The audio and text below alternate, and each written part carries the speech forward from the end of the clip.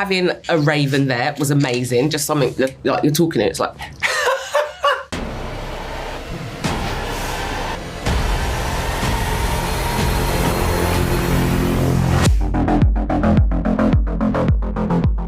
The things that Neil said to me about actually the way he speaks is that he has thought every thought that could ever be thought, or could ever be conceived of, because he's existed for so many millennia. Therefore, when he speaks, it should feel as if it's etched in stone. Greetings to you, Lucifer Morningstar. And I think that extends to the way that he physically expresses himself, to his connections with people, to his eyes. It should always be etched in stone. Your eyes will tell me everything, every thought, every feeling.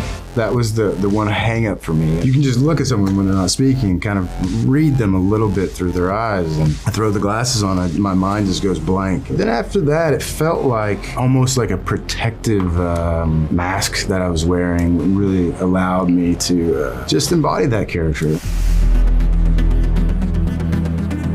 So much was built and real and there. Like the first time I went into Lucien's library, I was like, oh my God, this is incredible. And I touched the books and opened them, and there's a scene where she carries out the census, and it's this beautiful burgundy leather-bound book. You're just living in truth. The SFX and everything is fantastic, and the team behind that is amazing. It's not to take that away from them.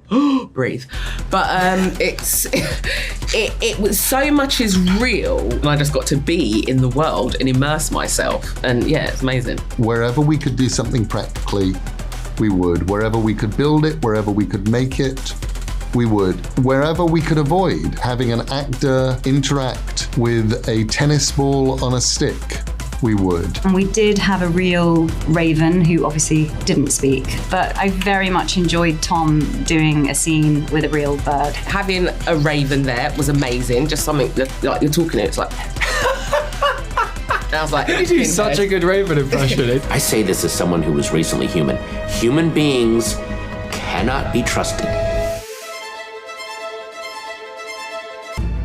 I had so much time to just do the deepest dive on death and the way it plays out in our culture and in other cultures and in mythology. And I've looked at death forensically in a way that I would never had if I didn't book this role. I'd now like to believe that the dreaming is real. Yeah. I would like to think that there is a Sandman out there.